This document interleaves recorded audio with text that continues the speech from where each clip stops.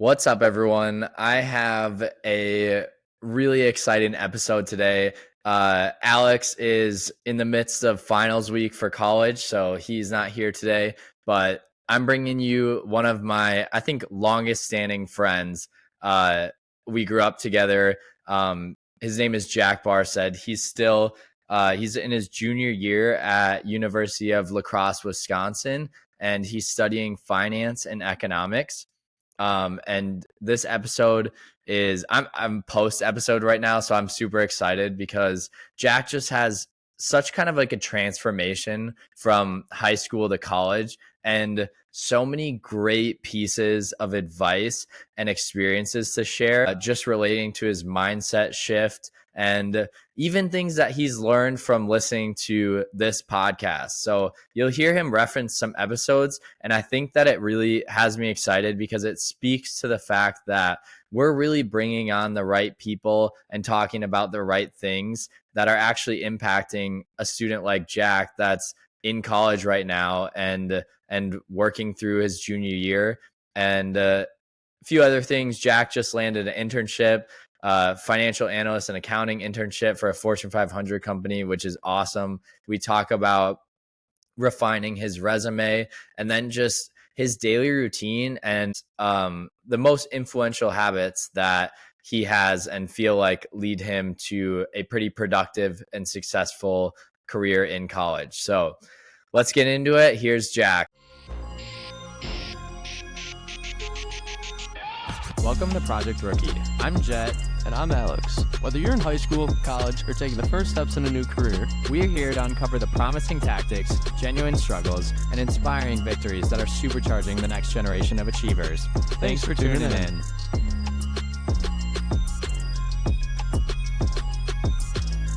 The views and opinions expressed in this podcast are those of the individual speakers and do not reflect the official policies or positions of their respective employers. Individuals on this podcast are not licensed financial or investment advisors, and its contents should not be used as investment advice. I'll let Jack speak for himself and give you guys a little bit of an intro, and then we'll hop into this episode. Well, first of all, Jet, I wanted to thank you for having me. It's a pleasure to be on this podcast. I've learned quite a bit throughout the past couple months here. And just a quick intro on kind of who I am.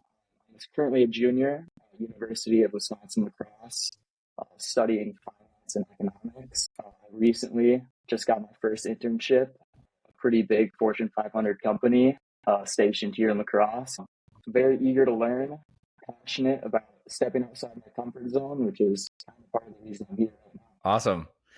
Good intro. We're going to dive into that internship a little bit later. But first of all, I want to go back to kind of probably you senior year of high school. Is that when you picked La Crosse senior year? When did you know you were going to La Crosse? Okay. So what was that thought process like? Let's sneak back into the college search process and figure out how you ended up at La Crosse. Yeah, so during the college search process, I would say a lot of the big things I a lot of the big things I considered was, first of all, the cost of the school, so like the return on investment I could get, the location. I wanted to be close to home. I was really nervous to move far away, and kind of the credibility and degrees they offered. So when I first wanted to go to college, I wanted to be a physician assistant, kind of in the healthcare field, and La Crosse had a great biology program, which is one of the main reasons I chose to go to school here in the first place. Obviously, that's not where I ended up, but I did know it was a great school, a small school too, which is something I liked as well. I think the ROI is pretty good too. It's a lower cost public school system, and as of what I know about you, the return on investment is already starting to come to fruition. So that's pretty cool. Since you brought it up, you thought you wanted to do one thing going into school, and now junior year here, you're getting your first internship, which is a financial analyst and accounting internship. So what did that shift look like for you? Yeah, so coming in as a freshman, obviously I started as a biology major. And in the first couple of weeks, when I was planning out my schedule and stuff like that, I was doing a lot of self-reflecting, talking to my peers and my advisors, the classes I was going to take, um, and grad school and beyond. And kind of in that reflection process, I realized I don't really have a passion for any of the classes I'm taking. I don't see myself using it in the real world, and I don't think I want to go to school for 8 years. So in that process, I took a few business classes just to kind of see what it was like, and I ended up loving it. They were very interactive, and I was like, this can apply to the real world a lot as well. Got it. Yeah, I think that I was in a very similar position as you. I had, some family in medicine, and the ultimate reason, actually two reasons I didn't pursue medicine were, number one, I didn't want to, I don't know why, if there's really any justification, but I wanted to do something that was kind of my own decision. And I felt like if I was doing medicine, I would be underneath, family that had already done medicine. And then the other thing is, school for that long wasn't appealing to me. So very, very much on the same page as you in that sense. And I think that business is just there's such a wide range of things you can do with it, which makes it tricky because eventually in business, you have to figure out where you want to actually end up. And when you go into medicine, there's a few options. I mean, eventually there's more, but where you're going to school for the next 8 years. You basically don't have to make your plan. There's like a checklist for the next 8 years. And then if you go in a major like business, it's like all these options and opportunities, and you actually, more of the work comes back onto you to figure out how you're going to take what you learn and bring it all into like one specific career field. Or maybe you go the entrepreneurial route. But you talked about passion and not being passionate towards those biology classes. And I think that I want to understand what you feel like passion was. So the feeling of passion, like how did you know, all right, I'm passionate about these business classes. I wasn't about biology classes. I think a lot of the passion from my business classes actually came from the interactions in the classroom themselves. I was able to talk to the professors more about their real world experiences, how they use their education to get their job, and what led them into being a professor, why they want to teach the classes they want to teach. Also being exposed to a lot of like hypothetical case studies and research in business. Like you're able to create an immediate impact in the things you choose to do in a business class, and you can see it firsthand, which was something I thought was really cool and like I wanted to do with my life. Yeah, definitely. I think that like, let's bring it back to biology. It's probably more of a delayed impact because you have to learn for so long before you can apply as much of the things that you're learning. And there's definitely some application in biology, but I totally understand what you're saying about business. In that sense, what I think about from a passion standpoint, and I think people throw around, oh, I'm really passionate about this. Maybe that's what you put on your job application or, everywhere else that people kind of throw around the word passion.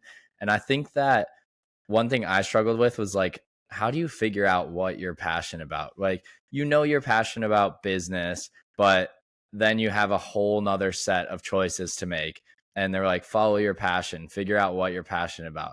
And I think that I like to define figuring out what you're passionate about by the classes that you're like, I'm excited to go. Like, I want to go to class and I'm excited about going to class. You go home thinking, like, back to your dorm or wherever you're staying, like thinking about what you did in that class. You want to call your parents and tell them what you did in that class. Those are probably the classes that if you take the subjects from those classes, you're like, okay, what careers have these subjects? And I think that's a really good way to kind of start figuring out what you're passionate about. So that's how I found real estate. I was like putting in all my effort to the real estate classes. I wanted to be the best one in my real estate classes. I wanted to know the teachers. I wanted to like talk about real estate all day. And that's how I kind of landed in real estate. But I think that passion question is super interesting because it's so hard to nail down what you're really passionate about. But that's one maybe tip of how you can figure out where you might be passionate about something. Thoughts? Well, I completely agree. And kind of on the point on how you go with talking to people in the industry, but more specifically like professors. When I first took my first finance course, I was like, I have to get to know this professor because she seems like the happiest person in the world. Like, why? And why does she teach this class? So I went to her office hours and we talked about, the subject and some problems. But afterwards, I kind of asked her, like, what was she doing before becoming a professor? And she was like a financial analyst at a smaller firm north in Wisconsin. And I was like, but why did you want to do that? Because she originally graduated with a sociology degree. And she told me that like seeing the action she took at work every day to be able to create more money for the firm and allow more interns to come in, more employees to be hired, and actually seeing something tangible from what she was putting in every day was a game changer for her, and which is why she loved it so much. I think that's exactly the type of things you can start seeing or noticing or caring about when you're really like excited or passionate about what you're doing. Moving along, still under college, how do you feel like from high school, like how you approached schoolwork, and just the whole high school experience to college? How do you think that approach changed? And do you wish you approached high school like you approach college now? Yeah. So like in high school, taking classes, especially my senior year, I was in a lot of college classes. I would pay attention in class and do the bare minimum and get good grades, but I wasn't really getting anything out of it. I wasn't doing anything challenging. I wasn't putting in work outside of class. I wasn't putting in effort to actually learn the subject. And even coming into my freshman year of college, I still lacked those study habits and kind of the ability to grind. But luckily, those freshman classes are pretty easy. So still I was able to perform well, but I definitely wish I would have developed better study habits in high school.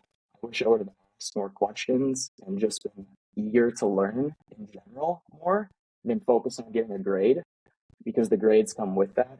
I love that you pointed out eager to learn. And one of the main reasons why Alex and I do this podcast is because, at least for us, and it seems like this is the case for a lot of people, like you're saying it right now, that when you're younger, maybe in high school and year 1 or 2 of college, there's just not something that has proven to you that it's awesome to be excited to learn.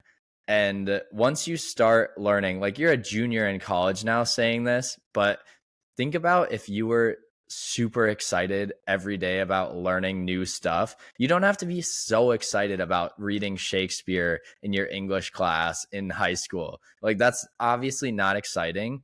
But if you can find things that are exciting about that and just be curious, like, what if I did like this? What if I was interested in this? Let me try being interested in it.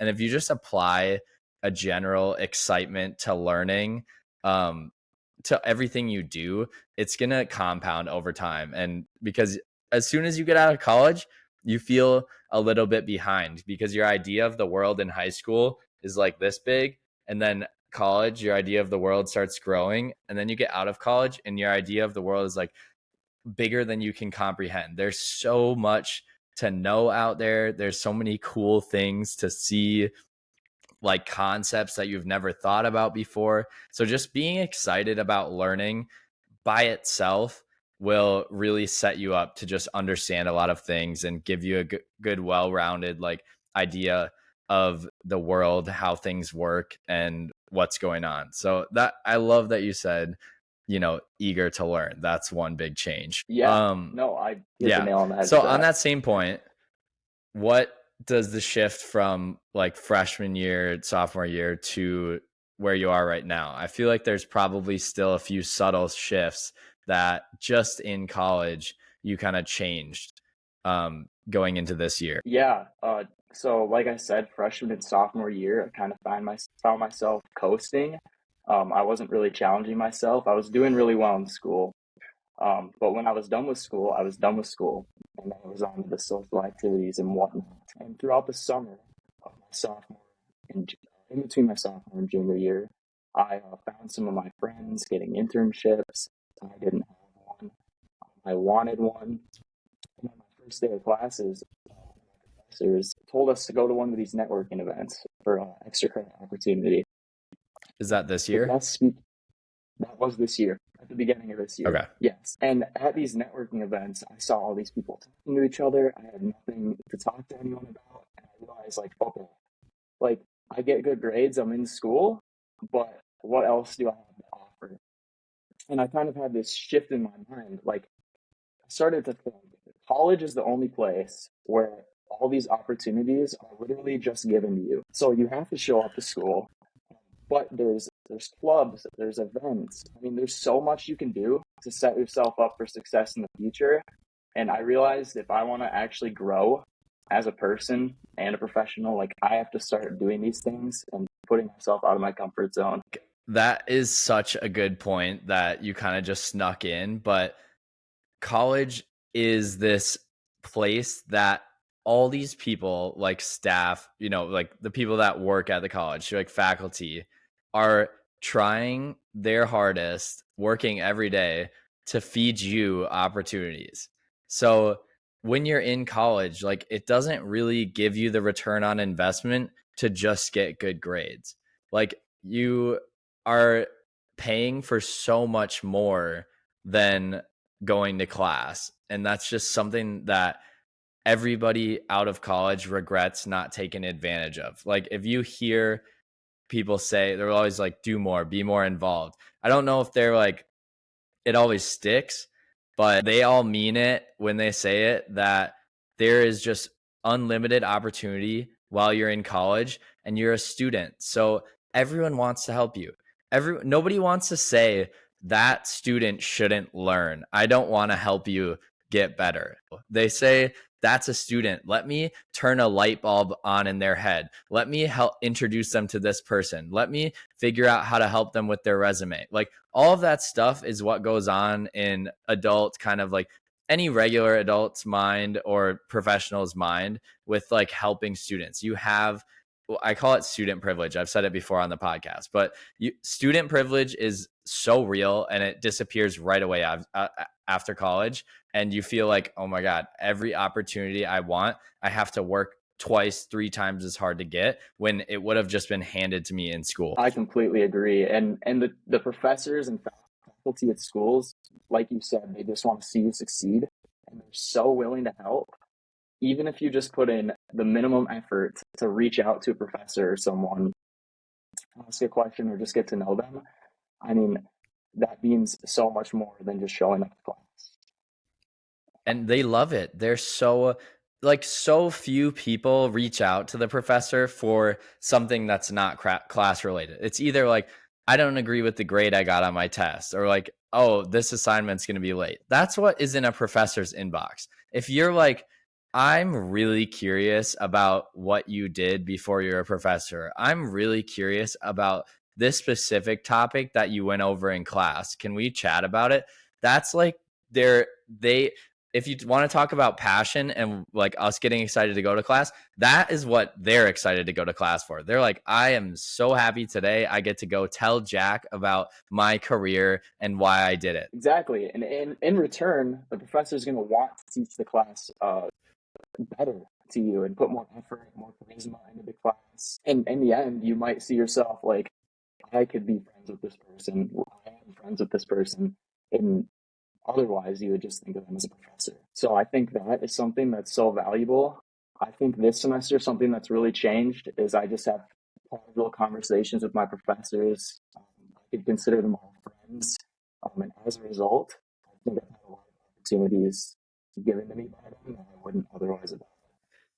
Doesn't it just seem like your life kind of gets a little bit easier when you're friendly with your professors? It's not always like you just grades nice, but you kind of know. I don't know what it is always, but I just felt way more comfortable like walking into class. Like they know who I am, we're good, and they know I'm trying. It just like I think there's a level of comfort in having relationships with your professors that you might not understand if you don't. Definitely. And I think something as simple as that even makes it so much easier to show up to a class, even if you're not inherently interested in the class. It's like I'm friendly with this professor, I'm comfortable, I want to show up now. Even if I have no idea what's going on, I always have the option to have a one-on-one with them, and it's not going to be something that's like of discomfort or that I hate. Yeah. That makes school so much more enjoyable. So I think that's super important. Awesome. All right. On to a day in the life of Jack Barstad. Give me a day in the life. I want to be, if I close my eyes, I want to be Jack. You know, what do we do when we wake up in the morning? What's our day look like in school? The routine, whatever it is. All right, average day in the life. I mean, it's going to look different day to day depending on when my first class is. So let's say I have an average class that starts at 10 a.m. I'm going to wake up probably 7 a.m., 3 hours before my class right away. And I want to make sure I'm getting, 8 hours of sleep, the basics, keeping my mind right. Right How when I many wake days up, a week? How many days a week do you get 8 hours of sleep? probably 3. Probably 3? 3 days a week. That's so funny. So do you think you're like consistently above 6? I do. Okay, that's good. Yeah, so right away in the morning, it's so early. I don't like to focus on anything school related or like work related at all. The first thing I want to do is just get my mind right. So I work out, I make breakfast, I drink my water, and by the time I'm done with that, I have an hour until class to review, prepare for class, and you don't have this grogginess left in your head. So I think if you can start your day doing something you enjoy and look forward to, it makes your day that much more productive and snowballs into the rest of your day. And then from there, I go to class, which ranges, it's like a 7-hour class day. And I have hour or so breaks in between. So I go to class, and if I have a 2-hour break or something after class, instead of going home, I stay on campus, go to the library or something, and that's when I really like to target my most like challenging schoolwork, because I'm already in school mode.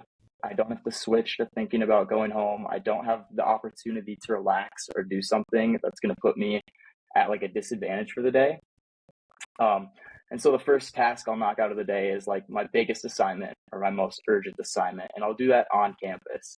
And I'll pretty much repeat that process go into my next class, and then I'll stay on campus in between that, and knock out other tasks. And from there, by the time I'm done with school, I get home and I have time for the most part to do what I want to do with the rest of my day. From there, I'll come home, do what any other student does. I'll make dinner, catch up with my friends. But I also think it's important not to just come home and sit on your phone for the rest of the day. So something productive from that 5 to 9 after my 9 to 5, which is really school right now. I'd say that's what a normal day looks like. I love that. That's perfect. So when did that routine start, and how does it compare with like your freshman year routine? To be honest, I really think that routine started when I deleted Instagram and TikTok off my phone, and I didn't have the option to come home and doom scroll all the time. And so, Gotcha. Yeah, as well as actually having things to do after class. So whether it was an event or planning for my business or anything of that nature. Yeah. It's a really good thing that you described, doing something productive after class. Like, I think that we have a tendency to see relaxing as doing nothing productive, but I think there's a difference. Like, you go to school 9 to 5 ish and do schoolwork, which is kind of like work for somebody else. And then in your 5 to 9, you have the opportunity to do something that's like something you want to do, but still productive. So that's like, if you get used to enjoying some things that are still productive or getting you towards one of your goals after school, you can capitalize on more of your day than maybe somebody else would who it checks out at 5 or whatever time it is. I think that was a really helpful strategy for me too, is either just like, I'm going to this event after class. So the more involved I got in school, I think the busier I was, which forced me to plan better. And then I was just more productive. So you can kind of approach it in a lot of different ways, but there's really good stuff in all of what you said, I think. Yeah, and I think keeping yourself busy throughout the day, like you said, like honestly helps you have a happier day. Like it'll help you be more charismatic throughout the day. Time goes by so much quicker. I Yep. just think it's a better way to go about your day, to be honest. I know you said you deleted Instagram and TikTok. That's one way to go about it. Another way, we just had an episode on harnessing your attention and attention units right before Jack's episode. So if you haven't heard that, go back and listen. I think that's one of the best episodes we've ever done. But one of the ways to kind of get the same result as deleting Instagram and TikTok maybe is to turn your notifications off on your phone. Like at least from 8 to 5 in college, once I shut my notifications off, I did it like middle of sophomore year. They are still not on to this day from 8 to 5, but it takes away, like every time you look at a notification, number one, it's tempting you to pick up your phone. So let's say even 10% of the time, the notifications you get, you pick up your phone, that enters like wasted time. Or just looking away and looking back, that is like interrupting your focus. So then you have to refocus every time you see a notification, and it's just way less efficient. And you're going to feel like your tasks are taking longer, and they are taking longer, but they wouldn't take as long if you just put all your attention on that task at the time. That's why the library is supposed to take away distractions. That's why people go there. And so if you can do that in other areas of your life, you can be productive, more productive in those areas. Yeah, that's true. It definitely varies from person to person on your self-control with your phone. And like you said, like eliminating those switch costs, if you've seen the episode, Yep. makes just doing something so small makes a massive difference in your productivity throughout your day, and your ability to knock those important tasks out and still have time to have a social life and do the things you want. Yeah. So what is you're a pretty social guy. I know that you're not immune to fun. So what is, your balance? What are some of your strategies for balancing your social life and still being productive in other goals you have for yourself and then school? I think one of the biggest things I've done to like make time for social life is to write out like the actual important things that I need to have done, not relating to anything social throughout the day, at least a day or two in advance, checking those boxes off the list like as soon as I can, and being intentional with it, and also being intentional with your time to be social. Like there's a time and a place, and if you know you can get everything done before you set up that time, like, okay, this is when I want to go hang out with friends. This is when I want to, go out and have fun. I think you need to be intentional with it. People do stuff on the fly and make you distract you from your work, maybe. But you can't always do that. I think it's important to really just be intentional. If you have to, write out like what you need to do on a piece of paper on your phone. Yeah. And more, I'll call them adults, or like people that are older than us, talk about this in terms of figuring out what you want to focus on. And what you're doing basically is, instead of like, I have to do 80 things before I go out, it's what has to be done. Like if these things were done, I would be fine going out. And like you have that conversation with yourself, and it's really probably more like 3 or 4 things instead of what if you just dig in your brain and think about it, you might stress yourself out and think it's like 20 things. But like if you write it down, plan ahead of time, you're like, okay, if I get these 4 things done, I can definitely do that. And then go hang out with my friends come Friday at 6 or whatever time that ends up being for you. Just like, what are the big things that I need to get done, and focus on that. And then your stress levels go down. You're like, okay, I've earned going out. There's just so many benefits to honing in your focus, not a massive to-do list, but like the big things. What do I need to get done? What's up, everyone? Jet and Alex here, and we just wanted to take a moment to say we started Project Rookie because we know that choosing a career or pursuing an entrepreneurial idea can be hard.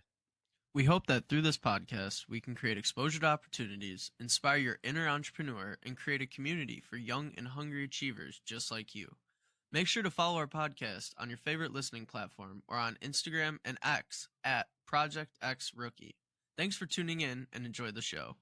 So you got an internship as of recent. I did. Should we start from the first, like, you decided you wanted an internship? You probably knew that this year, right? Everyone had an internship at the networking event. They're talking about theirs. They know some of the professionals in the area because they worked with them. And you're like, what the heck? I don't have any of this. Yeah, I guess kind of starting from the beginning of this year, I knew I wanted an internship. So I took the steps, like creating a resume and applying to a job. But I didn't put as much effort into it as I should have. My resume was pretty subpar. And I applied to jobs here and there, just the first listings that came up. And in the beginning of the year, I did not hear back from anyone. So then transitioning into my second semester, it became a little bit more of an urgent thing. So I was like, this is going to come even before school. I'm going to put my full effort into creating the best resume I can for myself and focus on being able to market myself to people and show my best self through those avenues. And so then I kind of narrowed down my search. First of all, the 2 places I wanted to live, which was here in La Crosse or in the Twin Cities. And second of all, I wanted a finance internship or a data analytics internship, something kind of quant, really just looking into something that I would be interested in doing. How did you think about your, like, revising your resume? Like, I guess what were the most important things that you think took your resume from what it was when you didn't get any responses and what it became when you started getting responses? Yeah, I think I transformed everything that was on my resume, which pretty much just said what I did at the job, and that's that. And I transformed it into something more results orientated, and everything I was able to quantify. I started thinking, what is something that I know I did that changed an outcome for the business I worked for, whether it was accelerating a process or mitigating risk or a certain cost. Like, what kind of impact did I make? And how can I quantify that in a number specific? Oh, you've learned so much, Jack. So exactly what Jack said. I'm going to take a few minutes and just high level talk to you about resumes at home. If you're like, what do I do for my resume? There's a few things that you step back and think about. One is impact. And that's what Jack just said. Like, how did I impact the business, the operations, the customers, just what was happening? How did Jet make an impact here? There's a job description that you see online with bullet points for that job. If those are not the bullet points that should be on your resume, because otherwise your resume would be the same as anybody else with that job. 3 people can have the same job as at a company and have totally different impacts. And you want to figure out what your impact was, how you actually affected what was happening, and pull ideas out of there. Then you need to quantify that impact some sort of way. You can say all sorts of different things. If there's a dollar amount attached, that's a good way to quantify something. It might be a percentage. It might be a multiple. Like, I made this 2 times faster than the previous employee. There's all sorts of ways you can quantify something, but quantifying it helps the reader of your resume be like, okay, yeah, we want to grow 2 times in that role. Hopefully they can help us grow 2 times. Like whatever it is, it's just more, it's helping them paint the picture of you in the role that you're applying for. And number 3 is, or like the third one is marketing yourself. So Jack said wanted to focus on figuring out how to market yourself. Marketing is similar to sales. If you don't not familiar with what marketing is, sales, like if just like they sell a product at a store, for a recruiter, you are the product they're buying. They're going to pay you to do a job. So you can think of yourself in a similar position. You're not obviously just a product, but in the sales world, you're the product that they're paying for. So you have to figure out how to make that product look like the biggest, best, fanciest, most impactful energy drink or whatever the product is that you can buy at the store. If there's 8 energy drinks at the store, why should they choose you? And that's like kind of the marketing aspect. So if there could be like 3 ways to think about your resume, those are the 3 ways I would think about it if I was a freshman in college or trying to get an internship early, especially when you don't have as much experience. Like you can figure out things or experiences where you were impactful and use those for your resume. It doesn't have to be like specific work experience, or it can be all over the place. Any type of experience, projects, trip, whatever. Impact, quantify, and market. There we go. I just made a framework for a resume. That's real. All right. Yeah, there you go. That's for free too, guys. For free. Another thing I wanted to touch quick on with resumes that is something I feel maybe didn't help me get the interview, but helped me in the interview, is I had a section with fun facts and hobbies about myself in it. So that can be anything that you're into, whether it's just playing sports, playing guitar, maybe it's video games, something you're passionate about, and you can show the employer a little bit of a human side of yourself. I think that's really important as well. So if you can fit that in, it's something that helped me a lot in my interviews. Yep, that is a really good aspect. The first person that actually brought, that concept to my attention would be Hannah Getman, who also has an episode on Project Rookie. I'm just going to keep plugging, but that's why we're bringing these students on Project Rookie, because their advice is awesome. They're having a fun fact really just completes the picture. They have what you are like at work and how you impact things in a work situation, maybe even also in a project situation. But what else is there to Jack Barstad? And then, okay, he plays guitar or he shovels driveways. Like, oh, okay. Now you're kind of like it's rounding out the circle of giving them a better picture of you. And maybe they also play guitar. So there's always that maybe that they're like, oh, I want to talk to him first because your hobbies match. Worst case scenario, it just finishes the picture for someone. And they're never going to be like, that's a stupid hobby. No. So yeah, that's good. I'm happy that you said that, because that's also a great point for resumes. You have something that I think is super cool. You had 2 internship or like, let's say, companies offering you an internship, and ended up figuring out a way to get yourself a better offer with one of the companies by leveraging the fact that you had 2 offers. And I want to hear about that process for you and what you were thinking. So maybe if you're lucky enough in a situation, you'll also find yourself having 2 offers from 2 companies you both really want to work for. And in terms of pay and interviews, a lot of times the interviewer will ask you what you expect to get paid during an interview, or maybe it's what you expect to learn. And there's no harm in bringing up the fact that you have an offer from another company who's paying you X amount, so you would at least like X amount. And a lot of times you don't even have to ask them for higher pay. They're going to already give it to you to make sure that you come to their company, because they already at this point see that you're a valuable intern to come in. And so I think being like friendly and pretty normal about it, but also kind of lean into the fact that there is another company out there that wants you, and this is what they're providing me. Totally. So Yeah, I think that's kind of what I did. Got it. So I think that there's two ways to look at this. A lot of adults and your parents will probably say, do not do that.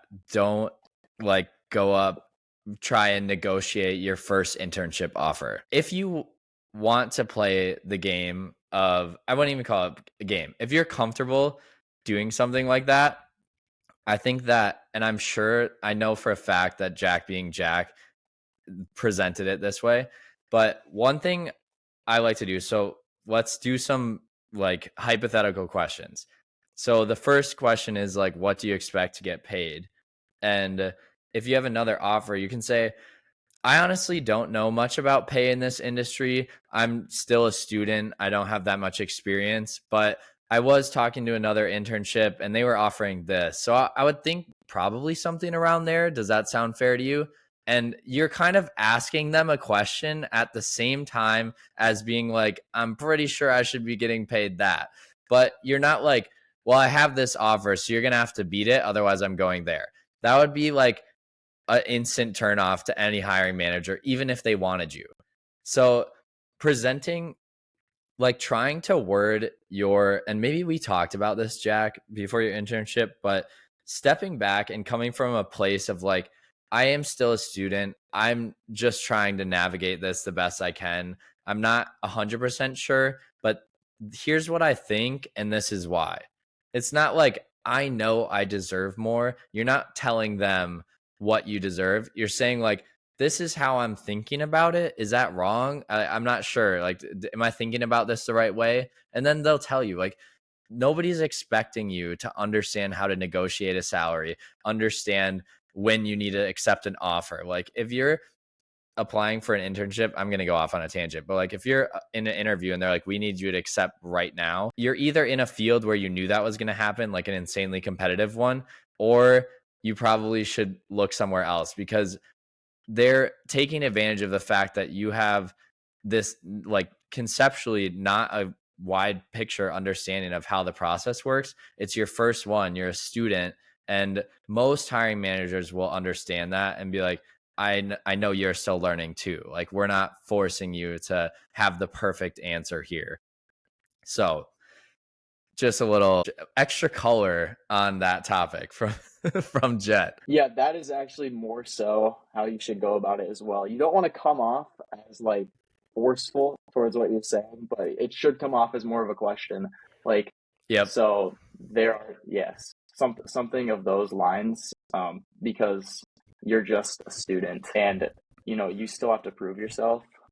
So you don't want to come off in a negative light towards the hiring manager, of course. And additionally, since you said you're just a student, like you, when you're younger, have no idea. Like it might feel like you're the absolute best in your class and you know you get the best grades in your class. You know your professors love you. They've always told you you're a great student.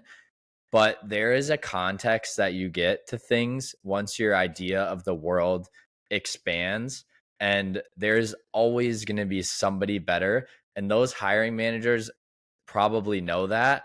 So if you come in like pushing that you're the best onto them in a way that's like comes off like, you know, you deserve this job, instead of like, I really think I'm the best option for this job. Obviously your choice. And, I have to be a good fit for you. Like you're a good fit for me. Those type of things. That's less hostile, more of questions instead of like speaking in absolutes. Like I think in general, if you want to remove any sort of maybe like bad energy from what you're saying, phrasing it in a question almost does that all the time. If you obviously get too creative, people can see through that. But if you're just curious and genuinely curious, wording things in a question kind of softens the conversation in general. So true. And a lot of it like also varies on circumstance. You have to like make sure you're smiling when you're asking the question. You have like open body language. You know, it's easy to tell when someone's coming off as hostile. But Yep. yeah, phrasing something as a question is like a cheat code. For Totally. making sure you're not coming off in a way. Yep.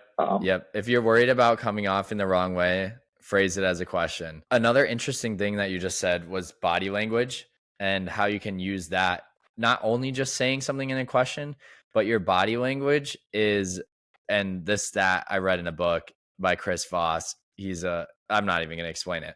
The book is called Never Split the Difference. In the book, he talks about this study of psychology, how 92% of a message is interpreted through body language. 8% are your words. The actual words you say are 8% of the message that somebody gets. So basically, like smiling, being excited, energetic, curiosity, all of those things are body language things. And those are things that really hit home in interviews and even in your daily life. Like people will just be way more willing to be around you if those are in your body language all the time. So if you can teach your body how to constantly give off excitement, curiosity, love to learn, you're just going to find that things work out in a way that you never thought they would or could. Yeah, true. That also kind of ties back into the first impressions episode here on Project Rookie. Like an interviewer will notice your body language within the first minute of you meeting them. So it's important to display, probably form an opinion on it. That's true. Without you even saying anything, people will form an opinion on you. All right. I want to know how that networking event, and is that the networking event where you met with the CEO that we already talked about, or is it different?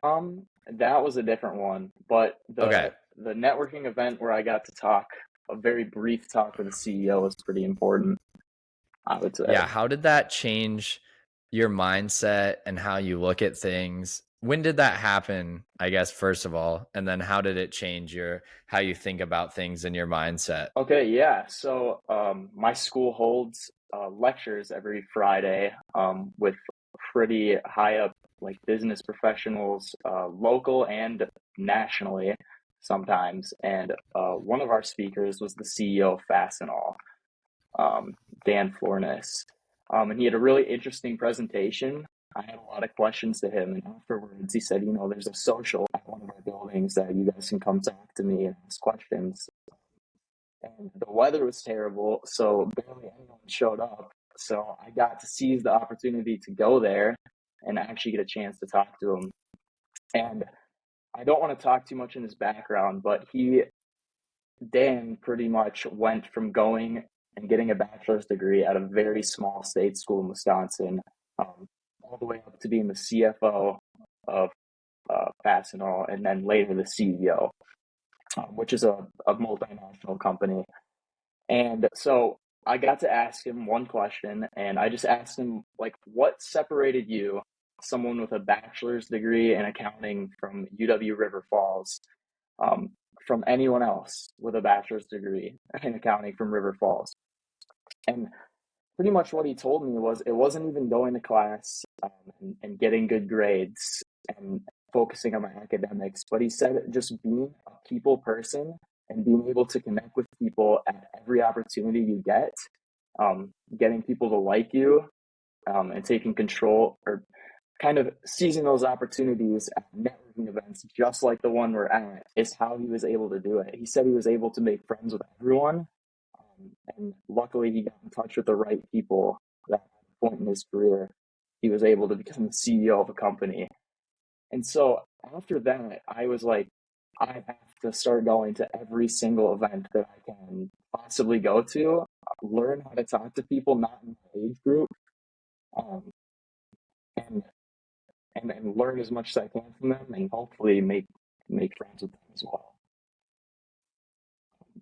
So that was something that just really changed my mindset. Like hearing it firsthand from someone who's made it, that changed my mindset so much. And after that, I don't think I've missed an event here at school every Friday throughout the week. So I go to every single one. That's so awesome. And that's critical because for me, I always say this when I'm describing myself to maybe not employers, but just like people like you, Jack, or like younger students.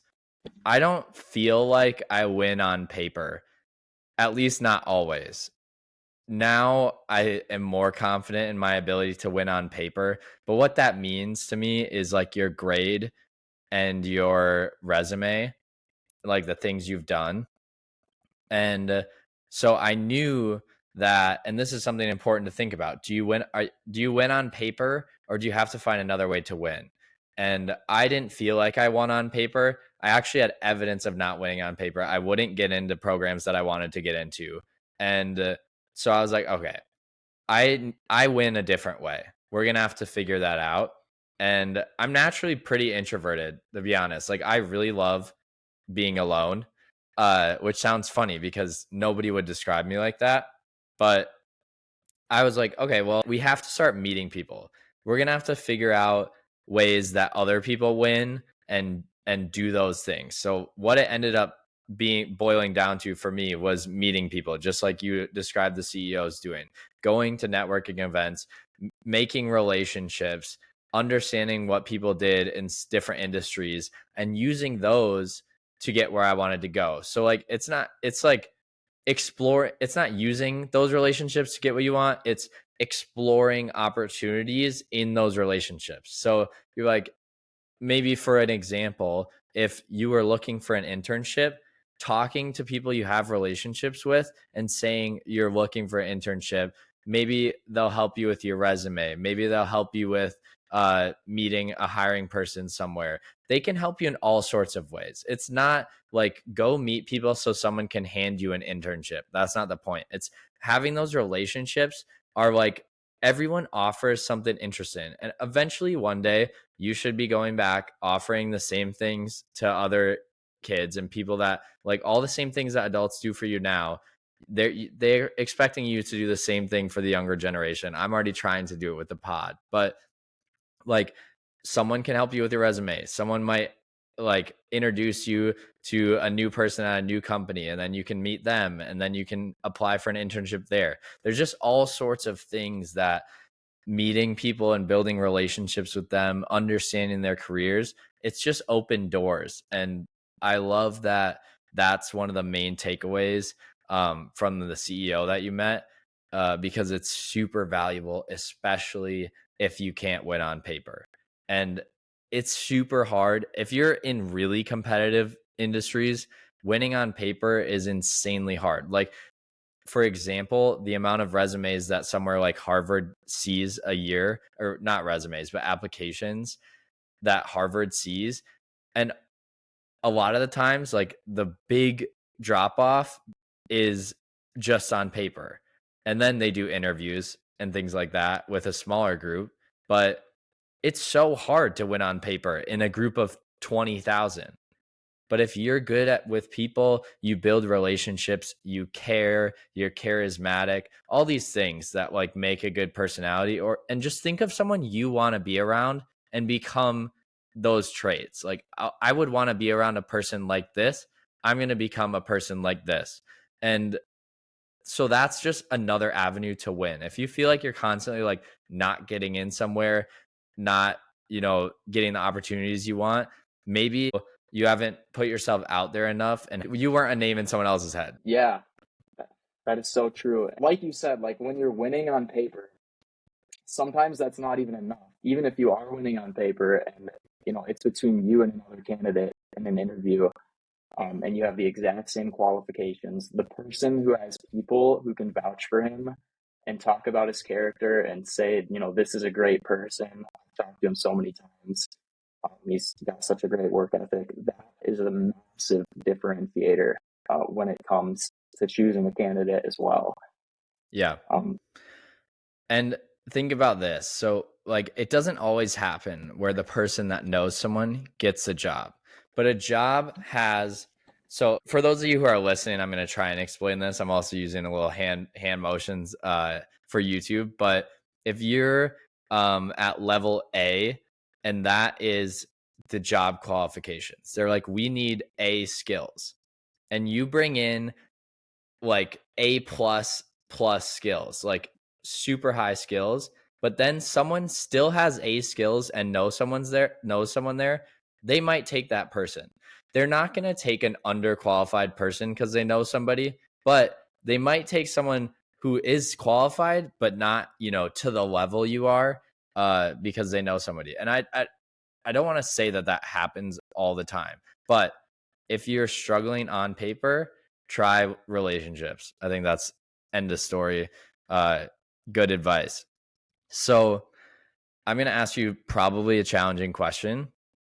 And maybe you kind of already covered some of these concepts earlier in the episode.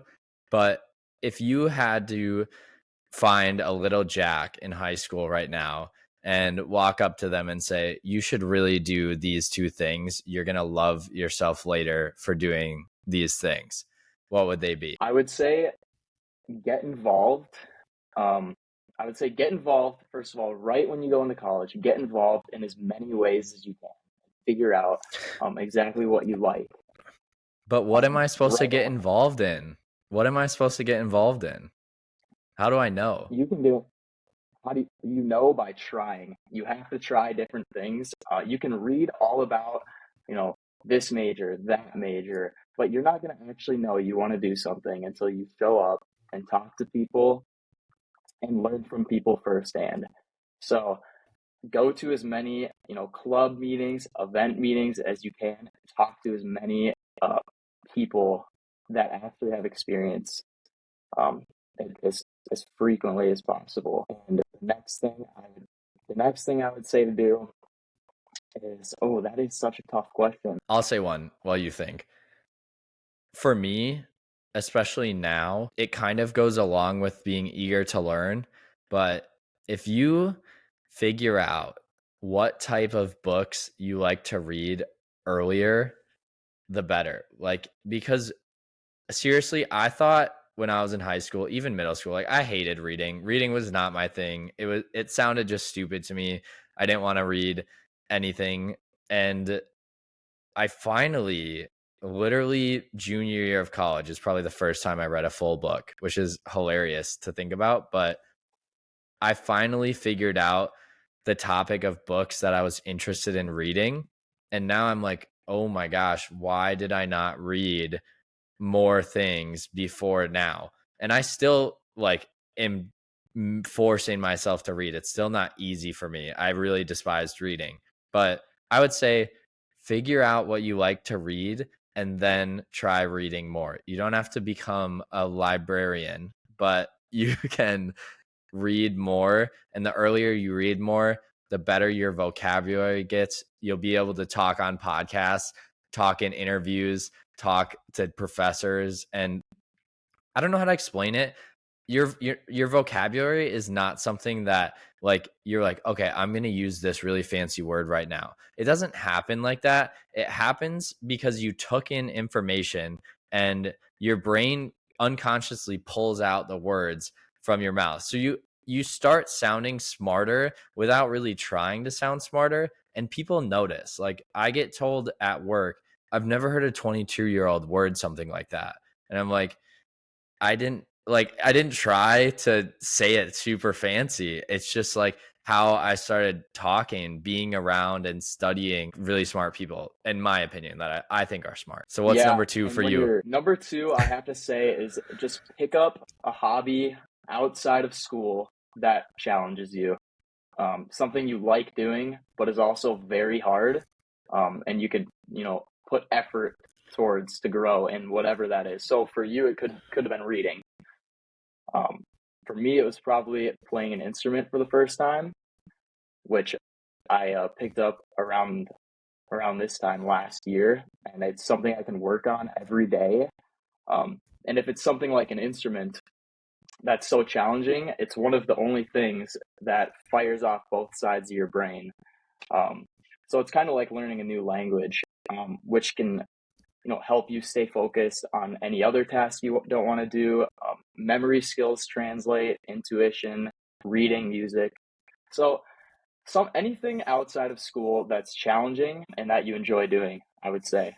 Anything I other than mindless scrolling on Instagram, honestly. I love that piece of advice. I think that is such a good piece of advice. And it doesn't, let me just give you a quick way to make something that doesn't seem like a challenging hobby become one. So getting online and playing Fortnite is not challenging.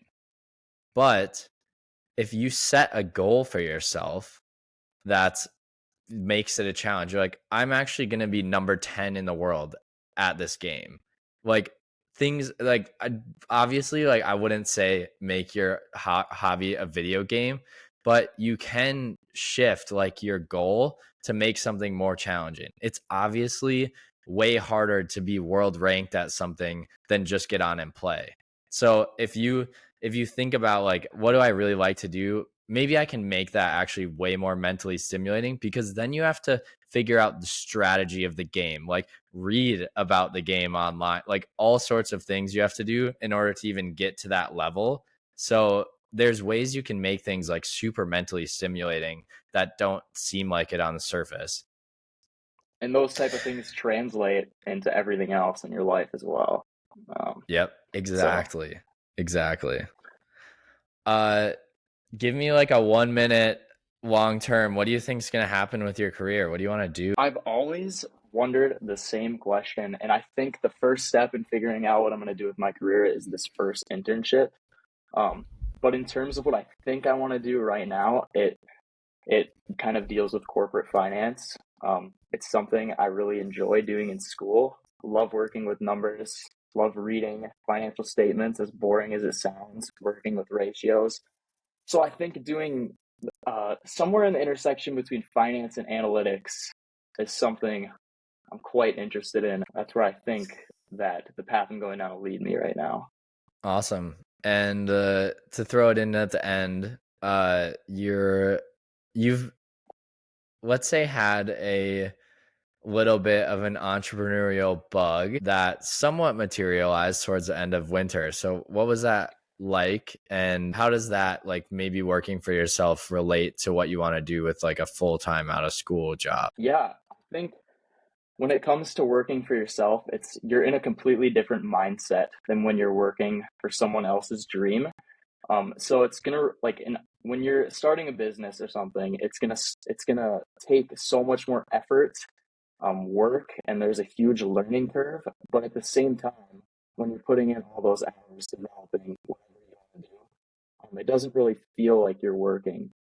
So if I was able to shift into being an entrepreneur at some point in my life where I'm financially stable, I would love to do that. I highly recommend anyone out there go start any sort of business, whether or not it's a side gig or a huge dream, because it teaches you so much, especially if you're a business student, because you have to log in all your finances, you have to deal with the marketing side of it, and you also have to deal with actually putting in the raw work.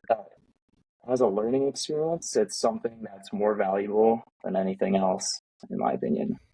Yeah, I agree. High school and college are such good times to explore little ideas you might have or try and start some sort of business. You have the time and it's low risk, and that can be your challenging hobby, because as you get older, your time becomes more valuable and money becomes more valuable. So the more time you spend on this business idea, the higher the risk of your decisions become. So basically everything gets harder as you get older. It's not a bad thing, but it's way easier to try and do something like that in college than start after it. So I think that's the pod. What do you think? I think that was great. I think we had a lot of really good conversations, a lot of insights that people could use.